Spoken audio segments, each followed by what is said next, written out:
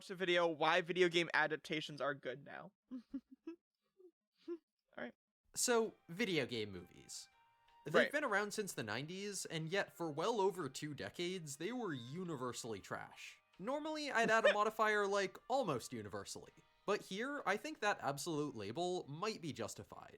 I haven't seen all of What was the really bad movies that everyone talked about back then? So of course there was the live action Mortal Kombat movie. Kombat movie. So, well, there's this one. This one isn't good, but I'm talking about like the 1995 one. Yeah. 1995. There we go. So this one was pretty bad. This one was really bad. The Super Mario Bros. movie. Super Mario Bros. movie. 1993. You guys seen this one before. It's this one. It's definitely a movie. It's definitely the movie of all time for sure. But yeah, not even close, but even by the rough litmus test of Rotten Tomatoes, not a single video game movie managed a fresh rating until 2019. Not hey, one. That MK movie is iconic and most stupid. Give these things are it's it bad, does some but it's things iconic well, and but stupid. they come with a lot of issues, or it's nostalgic but probably doesn't hold up, or it's so bad it's hilarious. Throughout the 2010s, there were a handful of YouTube videos and other online discussions about why these movies were so consistently awful, blaming it on things like most video games' lack of story, the film medium's lack of interactivity, and the long length of video games being compressed into much shorter films. Some of these videos made the bold claim that game movies would never be good, that there was something fundamentally if only they knew about the two mediums. The Super Mario Bros. In my opinion, it's impossible to make a good movie based on a game. I'm serious. I think we should just stop trying. Luckily for us, those people were wrong. In 2019, things started to change, with Detective Pikachu earning 68% I never watched Detective Pikachu. Was Detective Pikachu good? And grossing $450 million worldwide. Neither of those things are hugely impressive when it comes to the film industry overall, but for a video game movie, it felt like a genuine miracle. Detective Pikachu has its flaws for sure, but it managed to please fans of the franchise while also holding its own as a standalone film. Soon after, Angry Birds 2 and both Sonic the Hedgehog movies also saw moderate critical success, and the Sonic movies, along with Uncharted and Rampage, earned respectable profits. But no, the Uncharted movie fucking sucked. No, the Uncharted movie did fucking suck. Like, what? No, the Uncharted movie sucked. Uncharted movie. This one fucking blew. The only reason why people watched it is because Tom Holland was in it. That was the only reason why people watched this movie. It was awful. Horrendous. It was miserable. I was gonna watch, but never did in the end. In 2023, the Super Mario Bros. Movie was a huge Okay, this was good. Okay. I watched the Super Mario Bros. Movie in theaters with my little sister, and that was a great movie. That was genuinely a really fun time. Could there have been better parts about it? Yeah. Did I have a good time though? Yeah. Was Bowser really hot and I now have really weird feelings whenever I think about Black Jack? Maybe. Maybe. Maybe. I mean maybe whenever I hear Jack Black now I think of a really big, really buff lizard guy that I would want to ravage my pussy. I mean kiss me. Anyway, moving on. Success. Like 15th highest grossing movie of all time huge. We've still yet to see a video game film that's truly this game did by kill critics, it. Or not game. or This that movie did kill to be it. truly great, but on the small screen, it's a different story. Before the late 2010s, video game TV shows certainly existed, but at least in the West, most of them were very obscure. The only one people really know for anything more than a couple of memes is Pokemon, and since that show is practically just as old as the games, it's rarely thought of as an adaptation. In the last few years, though, we've gotten The Witcher, Castlevania, The Last of Us, and Arcane, which were all big hits and range in quality from pretty good to phenomenal. I've watched Arcane 3 times now. I watched it once by myself, once with my dad, and once with a friend of mine, and we watched it together in VR chat. Arcane is really fucking good. Arcane is so good. Oh my god. Oh my god. Arcane is so good. Oh my god. Ah! Oh my god, this series is so good. Oh, I can't wait. The day that they add Tristana League cinematics.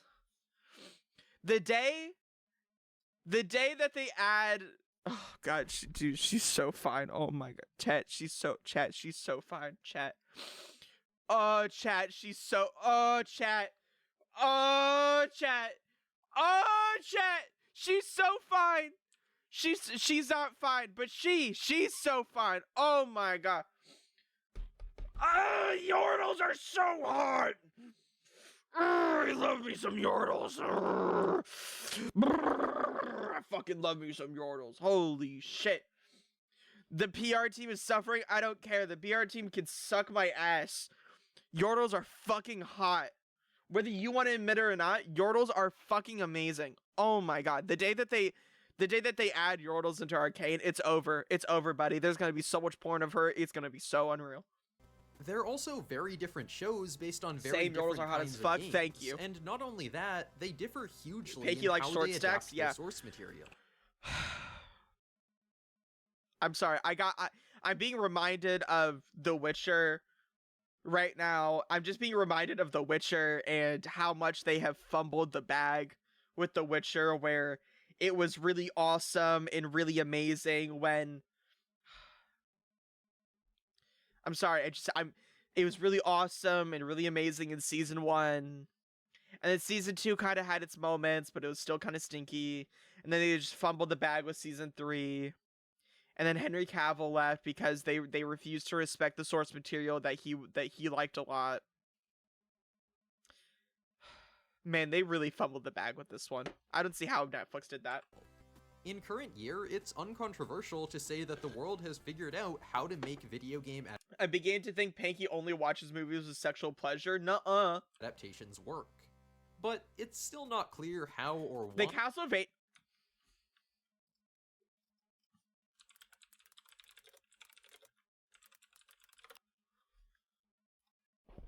Chat. Tell me you wouldn't let this man ruin your fucking life. Chat. Tell me you wouldn't let him ruin your life. Just, come on. I can fix him. Chat, I can fix him. Guys. I can fix him. Okay? I need him. I need him. I need him.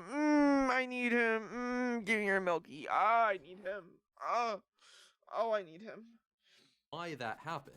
And in this video, I want to explore what creators might have started doing differently and what we can potentially learn from. He is very handsome. One thing people Someone might needs to bring up calm is something Pinky that down. I've already Nuh-uh. alluded to. The best adaptations right now are TV shows, so TV must be a better medium for video game stories than film. And, you know, that's probably true in many cases. Generally, yes. Video game campaigns are often dozens of times longer than films, and compressing the whole thing down to just 2 hours can seriously dilute the experience depending on what you're making. The Last of Us translated amazingly well to serialized TV without even changing much of the story. At the same time, though, The Last of Us not show is every really good. It's just I was watching it with my dad, and like the gay sex scene popped up, and that was really uncomfortable because like my dad is like he's like a pastor, and like he's like really like anti-gay. So like whenever we were watching the gay sex scene together, it was a bit awkward. It was like, yeah, it was a big yikes, that's for sure. Game is The Last of Us. A lot of them really do have a very simple plot that can be compressed to a couple of hours, and if anything, might need to be fleshed out more.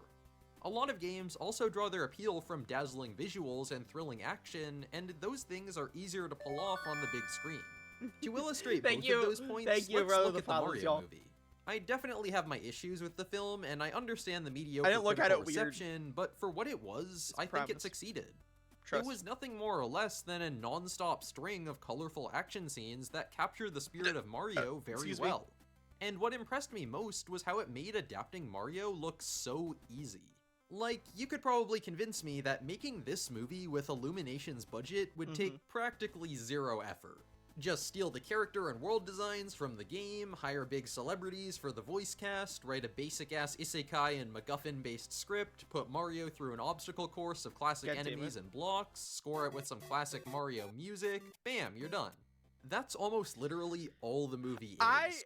I mean, I really like the Super Mario Bros. Movie. I really enjoyed it for what it was, even though it was obviously just like nostalgia bait for like Mario fans. It was kind of neat, you know? But that raises the question, if it's so easy, why has nobody done something like this before? Well, my There's a best gay sex scene in The guess Last of might Us. be that Damn, I need to until watch it. recently, nobody really Just like tried. me, for real. Despite there being a large number of video game movies in the 90s and 2000s, a large chunk of them came from just 2 directors. The first of those is Paul W.S. Anderson, the guy behind the Mortal Kombat and Resident Evil movies, who is otherwise most notable for having a name that sounds like a cross between 2 other, far more respected filmmakers. His movies might have the occasional cool action scene or one-liner, but even those are inconsistent. And as for his ability So he's just a to shitty direct things director like actors, that was given a bunch of well, really big projects to work on.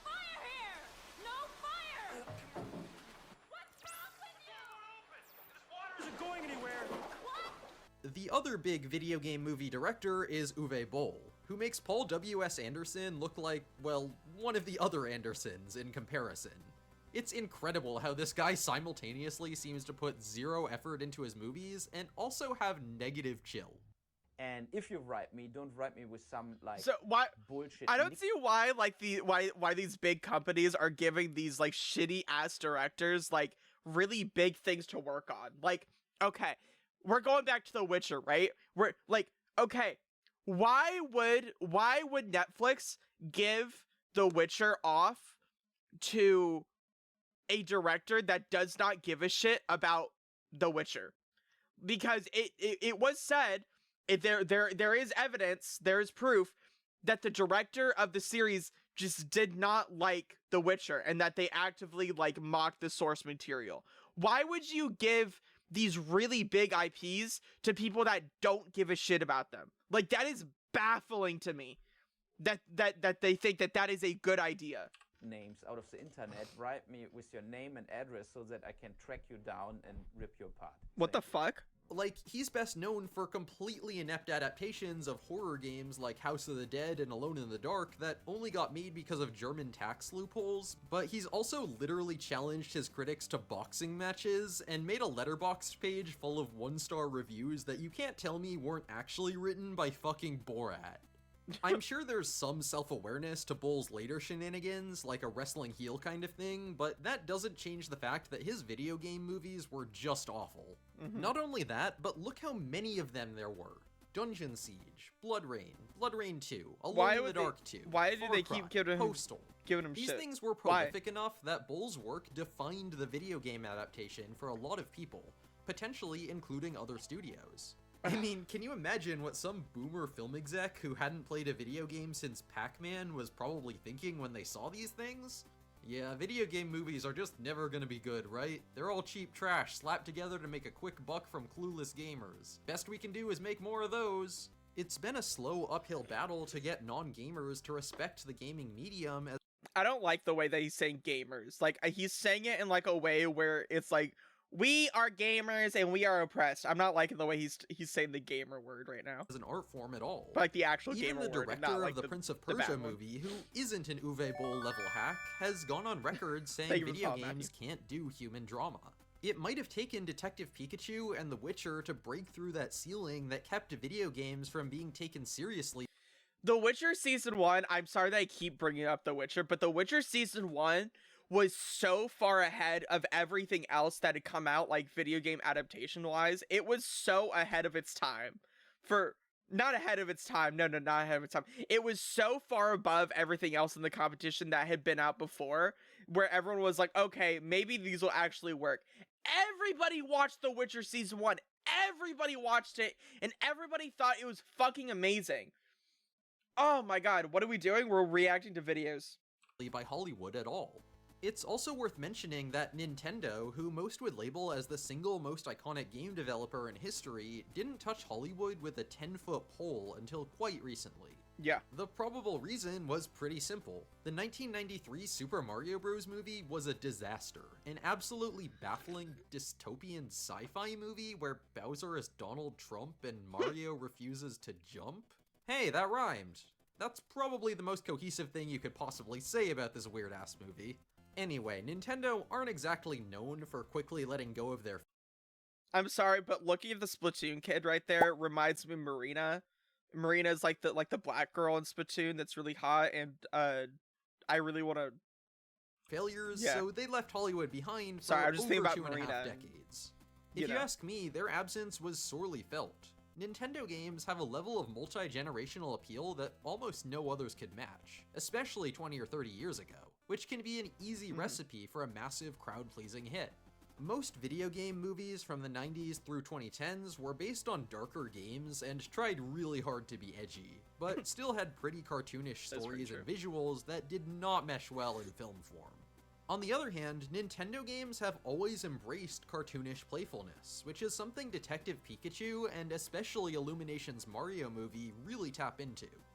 Outside of those Nintendo movies, we've I know seen other Illumination video game made Minions, but adaptations they find actually success through did cook with multiple the Mario distinct movie. paths.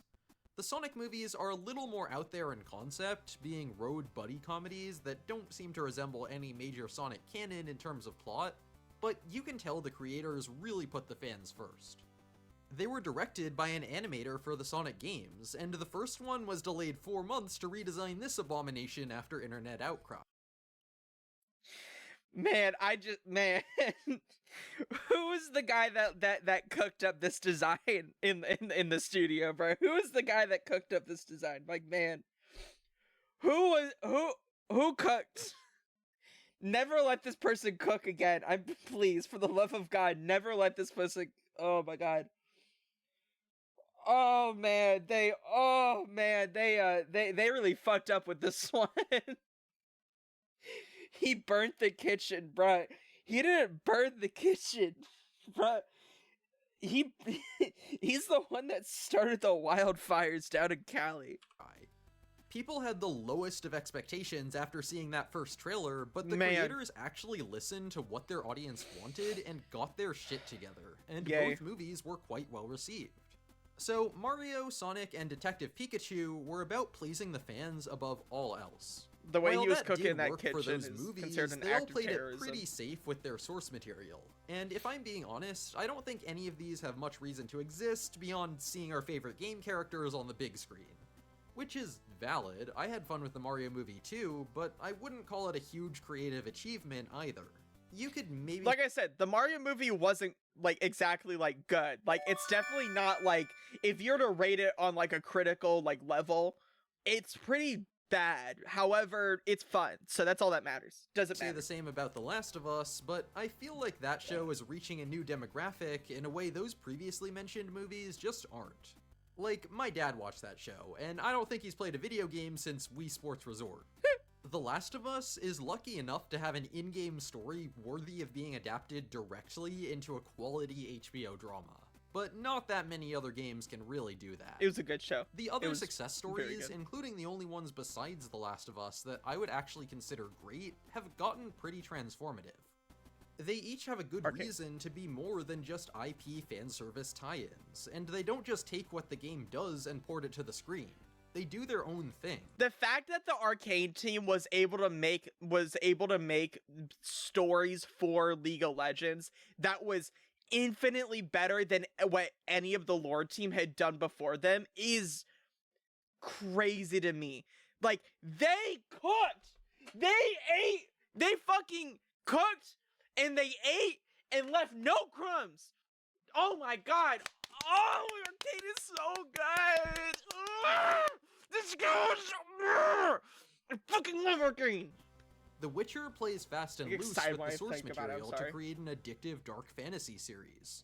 Castlevania adds incredible visual flair to a similar Alucard, Alucard, oh, you make me wet. genre, now serving as the IP's primary creative outlet after the games have been dormant for almost a decade. though technically not based on a video game. The Arcane writers clearly love the game, and that's what we need, chat.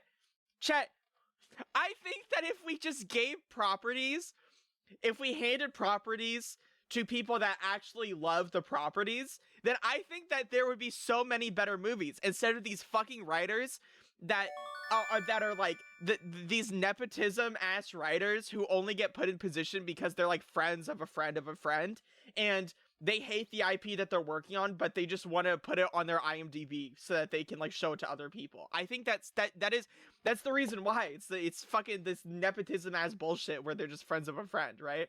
And the only reason why they take it is because they just want to add it to their fucking LinkedIn page. You know, just give these directors that actually love the series these series to work on, and you'll make so much more money that way. D&D Honor Among Thieves uses gaming source material to give us, essentially, the best Marvel movie in years.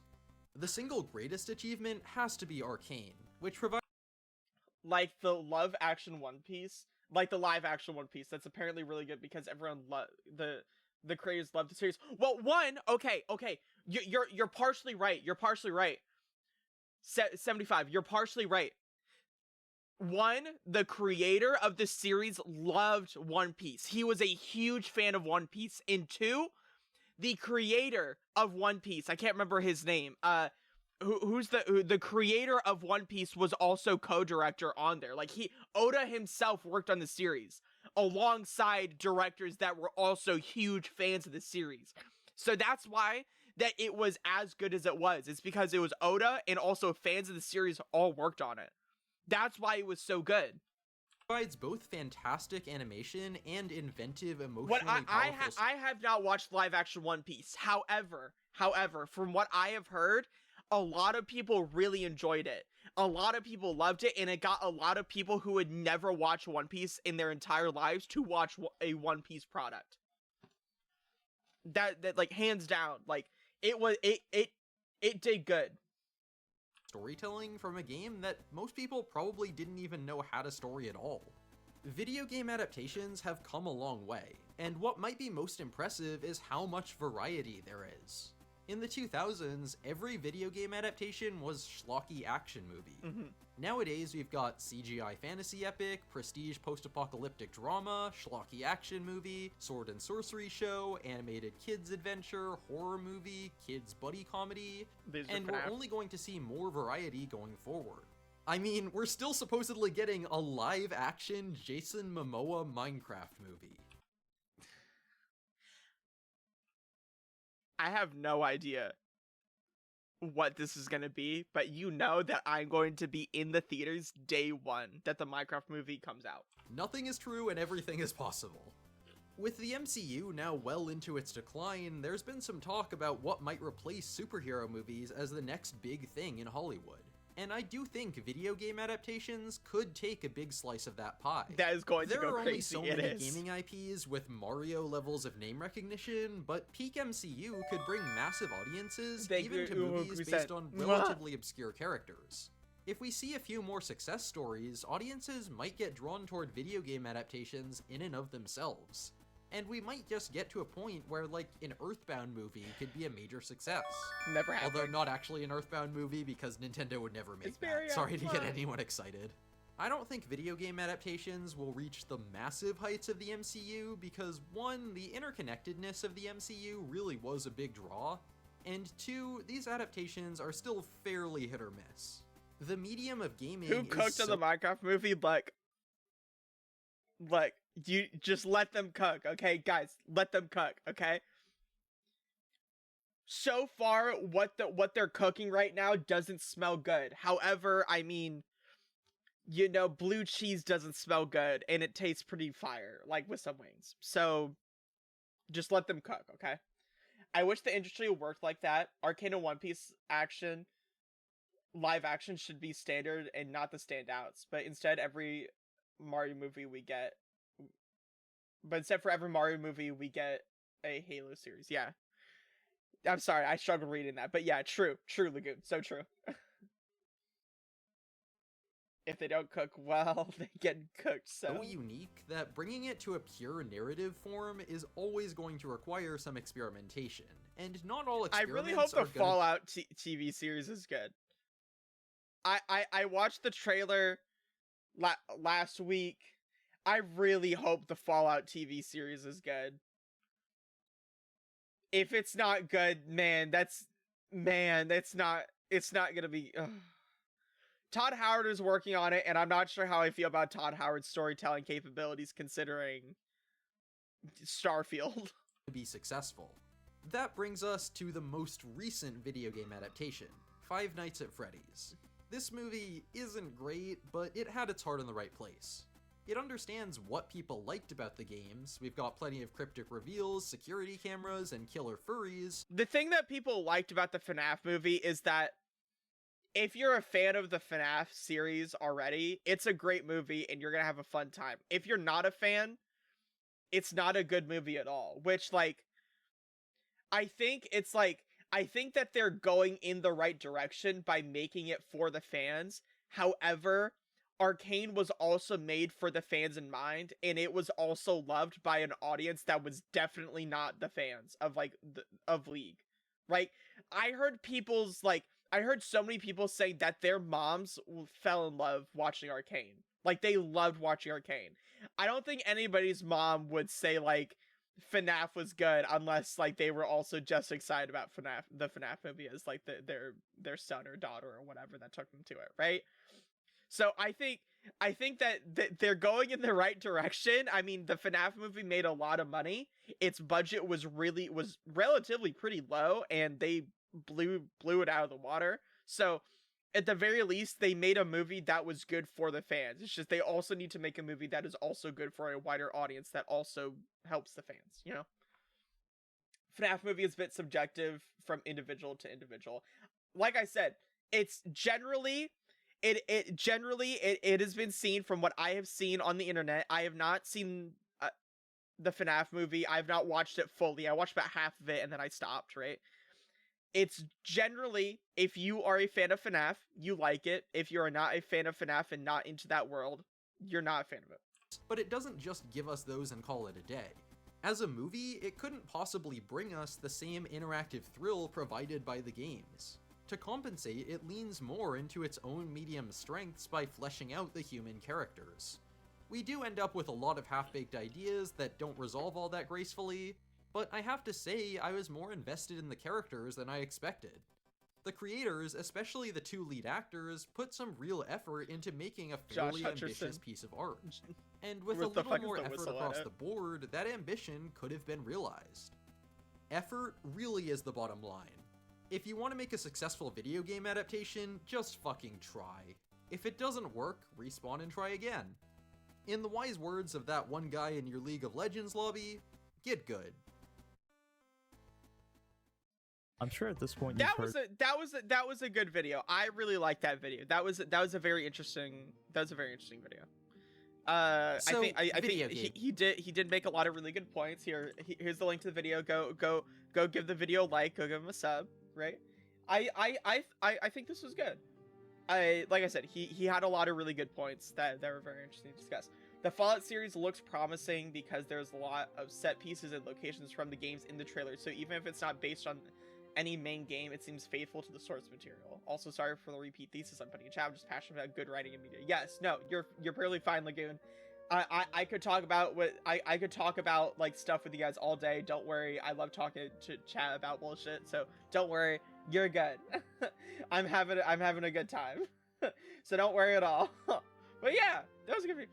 My opinion on the FNAF movie is the exact opposite. I got the impression that was a new enough spin that would be able to grab new people better.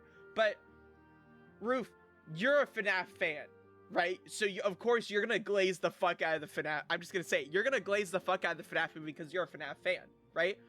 You're not thinking about it from someone who has zero context of any of the lore. Like, for example, I was watching Trash Taste the other day, and Connor said that he was watching the FNAF movie, and apparently there's like, he said in his words, apparently there's two different Freddys, like a brown Freddy and a golden Freddy. And he said that he didn't know the difference or the significance of either one of them until somebody told him after the movie was over. It's like shit like that where it's like, if you're a FNAF, if you're a fan of FNAF, you will know the significance of Golden Freddy and regular Freddy, right? However, if you're not a fan, you didn't know that there was a difference between the two until somebody told you, right? It's stuff like that, where it's good for the fans, but for a general audience, it's not the best, right? So, good video though, I liked it.